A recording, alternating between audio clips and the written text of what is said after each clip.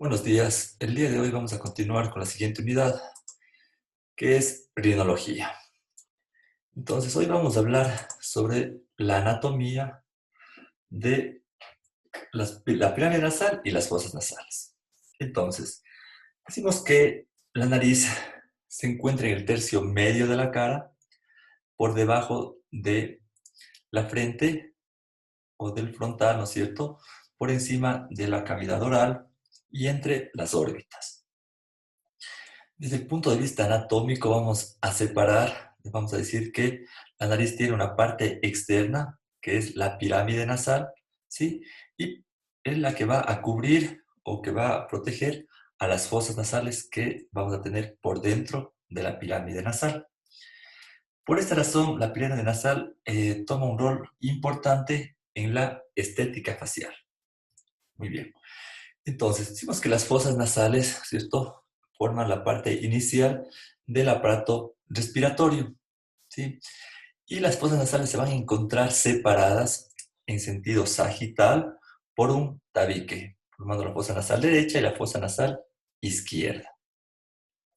En sí, las fosas nasales cumplen tres funciones importantes, como es la función defensiva, ya que va a ayudar a calentar y a humidificar el aire inhalado, ¿sí?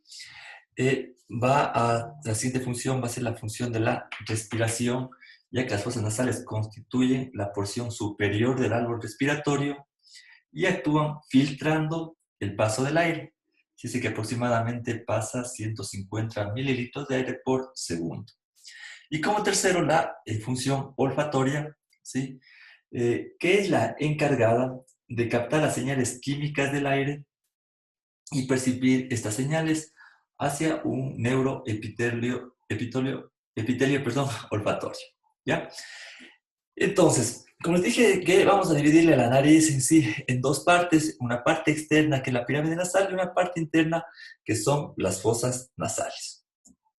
Entonces, vamos a hablar de la constitución externa de la pirámide nasal, ¿no es cierto? Entonces, como podemos observar, la pirámide nasal que tiene una base inferior, en donde encontramos las narinas, ¿sí? Tiene un vértice superior que se contacta con el frontal, ¿ya? Y tiene dos paredes laterales. Ya, ahora, vamos a dividirle a la pirámide nasal en una porción ósea y una porción cartilaginosa. La porción ósea cefálica, la porción cartilaginosa, la porción caudal. Entonces, en la bóveda ósea decimos que tenemos, principalmente está formado por dos estructuras o dos huesos, que son los huesos nasales, ¿sí? Los huesos propios de la nariz, y número dos, derecho e izquierdo, que se unen en la parte media el uno con el otro, y hacia arriba se unen con el frontal, con la estructura frontonasal. Hacia abajo se van a unir con los cartílagos laterales superiores, ¿sí? Y lateralmente se van a unir con la apófisis ascendente del maxilar superior. Ahora, la porción cartilaginosa está formada por, como les dije, los cartílagos laterales superiores, en número 2, derecho e izquierdo, llamados también cartílagos triangulares por la forma que tienen, que se unen hacia arriba con los huesos nasales, cefálicamente con los huesos nasales y con la apófisis ascendente del maxilar. Medialmente se va a unir con el otro cartílago lateral superior, ¿sí? Y en la parte media va a resaltar algo del tabique nasal. Inferiormente o caudalmente se van a continuar con los cartílagos laterales inferiores. ¿Ya? Ahora, los cartílagos laterales inferiores, estos a su vez van a dividirse en tres porciones. Podemos observarlo en esta porción caudal para que lo vean de una mejor manera, en la base nasal, en donde tenemos que este cartílago lateral inferior va a tener una parte media o llamada cruz medial, una parte lateral llamada cruz lateral y una parte intermedia entre estas dos, la cruz intermedia o crura intermedia. Esta crura intermedia va a ser la que va a formar el lóbulo nasal, mientras que la crura medial va a ser la que forma parte de la columela nasal, ¿sí? Entonces, estas son las estructuras importantes o la constitución externa de la pirámide nasal, ¿sí? Podemos igual acá en esta visión lateral, ¿sí? Nuevamente describir en la parte cefálica, este sería, vamos a explicarles de una mejor manera con láser, ya. En la parte cefálica tenemos aquí los huesos propios de la nariz, ¿sí? La que estamos viendo del lado izquierdo. Acá tendríamos la posta ascendente del maxilar, ¿sí? Y la porción cartilaginosa, el cartílago triangular o cartílago lateral superior y el cartílago lateral inferior. Aquí solo logramos ver la crura lateral y la crura intermedia. Acá estaría la crura medial. Perfecto. Entonces, continuamos.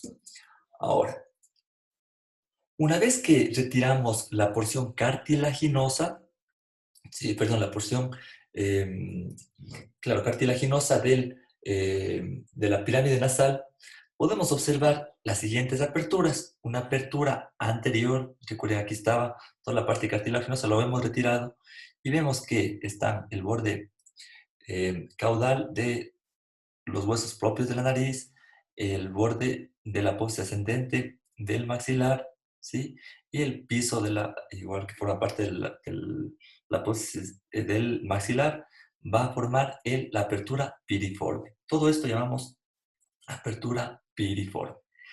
Y en la parte posterior, la otra apertura que ya habíamos estudiado, que son las coanas, ¿sí? Vean aquí en la parte media el tabique, en la parte superior el piso del esfenoide, en la parte lateral la apófisis del esfenoides, ¿sí? Que van a formar las coanas. Seguimos. Ahora, una vez que hemos hablado ya de la parte constitución externa, vamos a hablar de la constitución interna de las fosas nasales. Las fosas nasales se van a dividir en sí en tres partes. La parte anterior, llamado vestíbulo nasal, la parte media o fosas nasales propiamente dichas, y la parte posterior, las coanas, ¿sí? Entonces, quiero que recuerden de que esta constitución interna, las fosas nasales, van a tener una pared lateral, ¿sí? Derecha, izquierda. Va a tener la parte media, una pared medial, que es el tabique nasal, ¿sí? En la parte que es la pared inferior, la pared superior y los orificios, tanto externo como interno, que ya habíamos hablado que a este nivel está el vestíbulo, y acá estarían las coanas, ¿sí? Entonces vamos a ir difiriendo cada una de sus paredes para que tengan una mejor explicación de las fosas nasales. Entonces, su orificio externo llamado vestíbulo nasal, ¿ya? Que se va a comunicar hacia afuera con estas aperturas que son las narinas, ¿sí? Las narinas es la apertura externa de las fosas nasales. Y si ingresamos aquí, encontramos al vestíbulo nasal, en donde se van a encontrar las vibrisas, que nos van a ayudar de protección, ¿sí? Para filtrar partículas del aire, ¿sí? Entonces, si tiene la forma de una pera, que la parte más distal de las fosas nasales, ¿sí? Que se comunica hacia afuera con las narinas, como podemos ver, medialmente va a estar aquí la columela, ¿sí? Esto es el vestíbulo nasal y que contiene las vibrisas que le van a ayudar de protección a las fosas nasales. Ahora, después del vestíbulo nasal vamos a encontrar estas válvulas, las válvulas nasales, que son muy importantes para la función respiratoria de las fosas nasales. Entonces, tenemos una válvula externa, ¿sí? Que es esta que está acá, ¿sí? Que está un poco posterior al vestíbulo nasal, ¿ya? En donde se va a estar formada por la crura lateral, borde inferior de la crura lateral, la crura media, el tabique nasal y el suelo de las fosas nasales. Es la válvula externa, como podemos ver en este corte, acá en el corte de un cadáver, ¿sí? Podemos observar cómo tenemos la válvula externa dada por la crura lateral, crura media, tabique y suelo de las fosas nasales. Ahora, internamente, si hacemos un corte coronal más hacia adentro, vamos a observar esta válvula, ¿sí? La válvula interna está formada por el tabique nasal, el cartílago lateral superior o triangular, la cabeza del cornete y el suelo de las fosas nasales. Entonces, quiero que distingan bien que son dos tipos de válvulas. En este corte lateral, vean dónde se encuentra la válvula externa, ¿sí? Y vean dónde se encuentra la válvula interna, ¿ya? Esto es muy importante, ya que esta válvula interna tiene que tener un ángulo de 10 a 15 grados para evitar que exista dificultad respiratoria. En ocasiones, cuando se hace rinoplastias o rinoceptoplastias, eh, hay alteración de los cartílagos laterales superiores o una recesión de la crura lateral y pueden influenciar estas válvulas externas y provocar dificultad respiratoria porque existe un colapso valvular. Entonces es importante de que para que no exista este colapso valvular tenga que haber aquí de 10 a 15 grados en esta válvula interna, ¿ya? Entonces recuerden que en la válvula interna también influye el tamaño de la cabeza del cornete. Cuando tenemos que es muy grande o hay una hipertrofia de los cornetes o llamado hipertrofia turbinal, también puede provocar dificultad respiratoria. Entonces, continuamos. Hemos hablado ya del vestíbulo nasal, ¿no es cierto? Que era el orificio externo de las fosas nasales. Vamos a hablar ahora de la pared lateral. Es una de las paredes un poquito más complicada de aprenderse, pero si tomamos atención, no vamos a tener problema. Muy bien. Entonces, la pared lateral de las fosas nasales está dada de adelante hacia atrás, por la apófisis ascendente del maxilar, por el hueso lagrimal, ¿sí? Aquí vamos a encontrar estructuras del etmoides, ¿sí? Donde tenemos el cornete medio, cornete superior y cornete supremo, que ya lo vamos a hablar luego, que forma parte de las masas laterales etmoidales, ¿sí? Tenemos el cornete inferior, que es un hueso aparte, ¿sí? Hueso nasal inferior, y en la parte posterior tenemos la lámina perpendicular del palatino y la apófisis pterigoides del esfenoides. Todo esto va a formar parte de la pared lateral de las fosas nasales, ¿sí? Ahora, recuerden que les dije que las fosas nasales es también otra visión del corte calabérico, ¿sí? Donde tenemos la pared lateral de las fosas nasales, pero ya cubierto de mucosa, ¿ok? En donde teníamos, ¿no es cierto?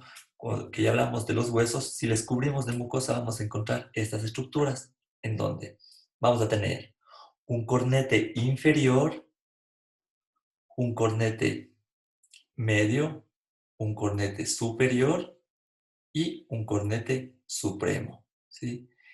Esto es un corte sagital de la pared lateral de las fosas nasales. Vean cómo podemos ver hacia adelante el vestíbulo nasal. A este nivel va a estar la válvula nasal interna, ¿sí? ¿Ya? Y acá tenemos los cornetes. Ahora, recuerden que debajo de cada cornete vamos a encontrar un meato, ¿sí? Un meato es la porción inferior de cada cornete que recorre desde adelante hacia atrás, es decir, desde el vestíbulo hacia las coanas. Entonces, si este es el cornete inferior, debajo vamos a tener el meato inferior. Cornete medio, meato medio. Cornete superior, meato superior. Cornete supremo, meato supremo. En ocasiones este cornete supremo es inconstante, no encontramos en todos los pacientes, pero para que lo tengan en este corte si lo vemos.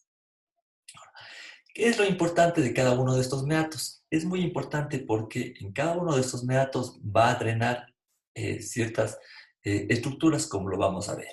Entonces, en el meato inferior vamos a tener el drenaje de ¿qué? Del conducto nasolacrimal, ¿sí? Que es muy importante. Vean el recorrido que toma. Viene del conducto nasolacrimal desde la parte superior y va a desembocar en dónde? A nivel del meato inferior. Vean, acá estaría el drenaje eh, del conducto nasolacrimal. Y aquí vamos a encontrar la válvula de Hasner, ¿sí? Perfecto. Entonces es muy importante porque pacientes en ocasiones que tienen algún problema de este conducto, que hay obstrucción a nivel de este conducto, tenemos que hacer juntamente con el oftalmólogo una intervención quirúrgica para drenar, ¿sí? Y que no tenga problema a nivel cuando que no tenga problema de obstrucción del conducto nasolacrimal. ¿Ya? Perfecto. Entonces, aquí es donde drena el conducto nasolacrimal. ¿Qué drena en el meato medio? Es muy importante porque muchos de los senos paranasales van a drenar a este nivel. Entonces, a nivel del meato medio va a drenar el seno frontal, va a drenar el seno maxilar, el drenaje del seno maxilar y el drenaje del etmoides anterior. ¿Sí?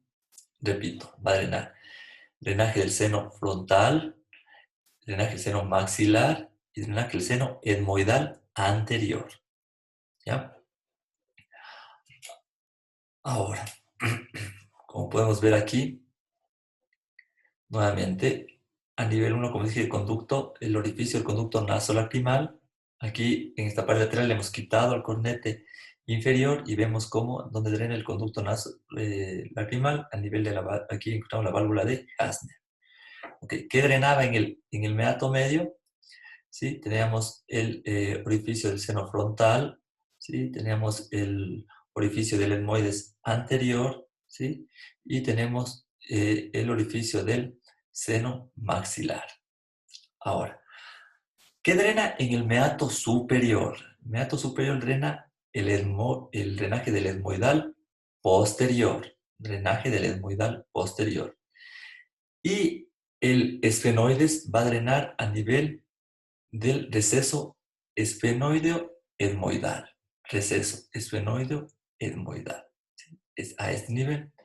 Entonces, lo importante de que sepan cada uno en los neonatos qué es lo que drena, porque cuando existe infección o algún tipo de patología, por ejemplo, rinosinusitis, hay que buscar estos lugares donde hay algún problema infeccioso, ¿ya? O donde hay un problema obstructivo para poder tratar o mejorar este tipo de patología. Perfecto. Hablamos de la pared lateral, ahora vamos a hablar de la pared media. Recuerden que las fosas nasales se encuentran divididos por el tabique en derecho e izquierdo. ¿Ya? Entonces tenemos aquí en la parte media el tabique nasal. ¿Ya? El tabique nasal se encuentra compuesto por en la parte anterior por la columela, ¿sí? Que recuerden que habíamos hablado que las cruras medias forman parte de la columela, ¿sí? Está aquí. Luego está formado el septo cartilaginoso o cartílago cuadrangular, ¿ya? Y tenemos el septum óseo, ¿ya? Perfecto. Vamos a describir cómo está formado el septum óseo. Entonces, el septum óseo está formado primero por la lámina perpendicular del etmoides, ¿sí? Lámina perpendicular del etmoides, que se continúa hacia la porción cefálica con la apófisis, la crista galla, ¿sí? En el lóbulo frontal. Recuerden que aquí encontramos la lámina cribosa y aquí a este nivel estaría el bulbo olfatorio. Entonces, el septum óseo está formado por la lámina perpendicular del etmoides, hacia abajo por el vómer, es todo este verde que está aquí, el vómer, ¿ya? Y encontramos parte de la espina nasal anterior, que es una prolongación del maxilar, ¿ya? Entonces está formado el septum óseo. Hacia adelante, ¿con qué se va a continuar? Con el septum cartilaginoso, que es el cartílago cuadrangular, ¿sí? Que es todo esto de acá. Entonces está formado el tabique nasal, que se encuentra cubierto de mucosa para que le dé su irrigación. Entonces aquí, como pueden ver, el cartílago cuadrangular, ¿sí? Esta unión se llama unión condrovomeriana, ¿sí? Entre el cartílago y el vómer, unión condrovomeriana. ¿Por qué es importante esta unión? Aquí se forman muchos desvíos del tabique y muchas veces hay que corregir este desvío para que el paciente pueda respirar mejor, ¿ya? Este septum cartilaginoso, como ven, está en este corte cefálico, perdón, en este corte de este paciente ya no vemos a los huesos, ¿no es cierto? ¿Por qué? Porque está cubierto por su mucosa nasal, en este corte sagital. Vemos cómo está cubierta por mucosa nasal, la cual le va a dar irrigación al septum nasal y se encuentra formada por un epitelio cilíndrico pseudoestratificado o llamado epitelio respiratorio. ¿Ok? Entonces, muy importante que lo sepan. Ahora, la pared inferior o suelo que ya lo habíamos estudiado, que está formado en cierto grado por el paladar, hacia adelante por las apospalatinas de los maxilares y hacia atrás por las láminas horizontales del palatino, ¿sí? Como podemos ver acá, y que se encuentra separando de la cavidad oral. Y hacia atrás, ¿no es cierto?, el paladar blando, que ya lo saben. Entonces, nuevamente aquí, apospalatina de los maxilares y las láminas horizontales de los palatinos. ¿Ya? Ahora, la pared superior está dada por, de adelante hacia atrás, por borde inferior de los huesos nasales, ¿sí? Espina nasal del hueso frontal, la lámina cribosa del etmoides, ¿sí? Y la parte inferior del cuerpo del esfenoides, ¿sí? Entonces, repito, huesos nasales, espina nasal del hueso frontal, lámina cribosa del etmoides y la parte inferior del cuerpo del esfenoides. Listo. Entonces, así hemos descrito ya todas las paredes de las fosas nasales. Es importante saber lo que son las áreas de Kotlé. A ver, Kotlé fue quien describió estas áreas para podernos facilitar o podernos indicar cuando hablamos cualquiera de estas áreas en dónde se encuentra A o B patología. Por ejemplo, un desvío del tabique que le dicen, el desvío se va a encontrar en la área 4 de Kotlé. ¿Dónde es esta área? Ya lo vamos a saber. Entonces, Kotlé divide a las fosas nasales en 5 áreas. La área 1, llamado área vestibular, en donde se encuentra el vestíbulo nasal. Recuerden que es la parte donde se inician las fosas nasales. La área 2, en donde se encuentra la válvula nasal interna, ¿sí? Válvula 2, donde se encuentra la válvula nasal interna, por eso se llama área valvular. La área 3 es en la parte más superior de las fosas nasales, por eso se llama área atical, es decir, en el ático nasal. Muchas veces cuando existen problemas o algún tipo de patología a este nivel, puede provocar problemas de hiposmia, porque a este nivel recuerden que se encuentra el bulbo olfatorio y es donde tienen más problemas de hiposmia. El área 4 a nivel de los cornetes, ¿sí? Toda esta área de acá, el área 4. Y el área 5, la área más posterior o llamada área coanal. Perfecto. Vamos con los músculos de la nariz. Los músculos principales que vamos a estudiar es el músculo proxius, ¿sí? Que se encuentra en la parte más superior de la nariz. El músculo transversal de la nariz, que que está acá. El músculo depresor del septo, eso tiene mucha importancia porque pacientes que tienen mucha fuerza en este músculo hace que la punta nasal caiga, entonces es muy importante en cirugía valorar la función de este músculo. Y el músculo elevador del labio superior y de la nariz, ¿sí? Esos son los músculos de la nariz. Vamos con la irrigación. La nariz tiene una característica importante de que recibe irrigación tanto de la carótida interna como de la carótida externa. La irrigación externa está dada principalmente por la rama facial, ¿sí? Que va a dar la rama angular, ¿sí? Y la rama, esta es la rama septal, ¿sí? Con la rama columelar, dadas de la arteria facial. Vamos a tener la arteria infraorbitaria, ¿sí? Que es rama de la maxilar interna. Y tenemos la rama dorsal nasal, ¿sí? Y la rama de la etmoidal anterior, que estas son rama de de la oftálmica, rama de la carótida interna. Ahora, sobre la irrigación interna de la nariz, tiene las mismas características que tiene irrigación tanto de la carótida interna y de la carótida externa. Y esto sí es muy importante que lo sepan, ¿sí? Porque recuerden que, bueno, ya vamos a ver en patología las famosas epistaxis. Es una de las características que llama la atención porque por la irrigación que tiene tanto la carótida interna y la carótida externa, por eso las epistaxis tienen que saberlas cómo las vamos a controlar y de dónde viene la irrigación para poderlas controlar. Entonces, vamos a hacer decir de que la carótida externa va a dar las siguientes ramas, ¿sí? Va a dar la rama esfenopalatina, ¿sí? Que va a dar ramas hacia el tabique, va a dar la rama facial, cual va a dar la arteria del subtabique a este nivel, y la carótida interna va a dar la arteria oftálmica, la cual va a dar la etmoidal anterior y etmoidal posterior. Ahora, resumido en este cuadro, ¿sí? En donde podemos observar de que existe una irrigación nasal, existe tanto irrigación de la carótida externa como de la carótida interna. Ahora, de la carótida externa tenemos dos ramas principales, la arteria maxilar interna y la arteria facial. La arteria maxilar interna va a dar la esfenopalatina y que esta a su vez va a dar la arteria nasal lateral y también la arteria nasoseptal. La maxilar interna va a dar la palatina descendente, la palatina mayor y palatina menor. La arteria facial va a dar la arteria del subtabique, ¿sí? Y la carótida interna va a dar la arteria etmoidal posterior y la etmoidal anterior. Ahora, ven aquí que está resaltado esto del plexo de Kieselbach.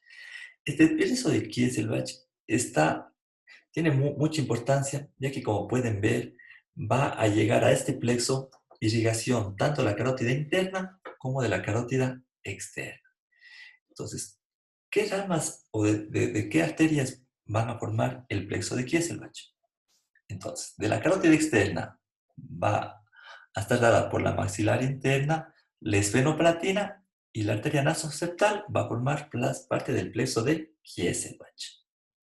Ahora, de la carótida externa va a estar la arteria facial, la arteria de subtabique y esta forma parte del plexo de Kieselbach. Y de la carótida interna, la arteria oftálmica, la etmoidal anterior, va a formar el plexo de Kieselbach. Entonces, como pueden ver, tiene tanto irrigación de la carótida externa como de la carótida interna. Entonces, aquí tenemos una visión gráfica, un corte sagital, ¿no es cierto? Y no tenemos, vean, la carótida, la esfenopalatina, ¿sí? Que va a dar ramas, ya, como ya había dicho, la esfenopalatina es esta de aquí, que da la arteria nasoseptal, parte del plexo de Kieselbach. Entonces, esfenopalatina, nasoseptal, plexo de Kieselbach. Vamos, arteria facial, arteria subtabique, plexo de Kieselbach. Acá está, por acá venía la arteria facial, la del subtabique, plexo de Kieselbach. ¿Ok? La arteria oftálmica, etmoidal anterior, plexo de Kieselbach. Arteria oftálmica, etmoidal anterior, ramas al plexo de Kieselbach. Eso es muy importante. Y si pueden ver en esta imagen, una rinoscopía, a este nivel, vean dónde están, ¿sí? Más o menos en el área 2 de Kotler, podemos encontrar varios vasos que forman parte del plexo de Kieselbach. Es muy importante porque aquí van a producirse muchos de los sangrados, especialmente en niños que tienen la tendencia a rascarse o plugarse la nariz y provocar estos sangrados. Eso vamos a ver en patología.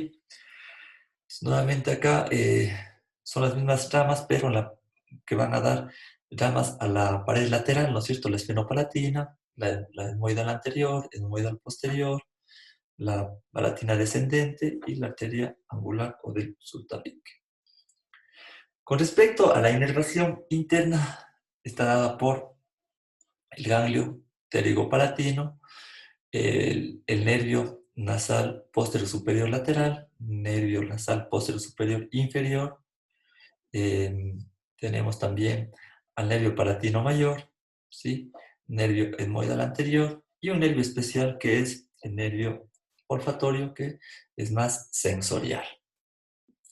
Y con respecto a la inervación externa, ¿sí? Tenemos al nervio subtroclear, perdón, infratroclear, nervio etmoidal anterior, ¿sí?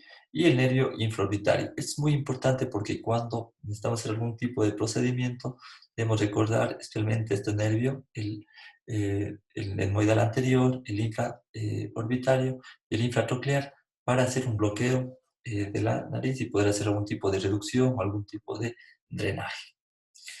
Listo, con eso terminamos lo que es anatomía de las fosas nasales. Está pendiente la anatomía de los senos paranasales y continuamos con la materia.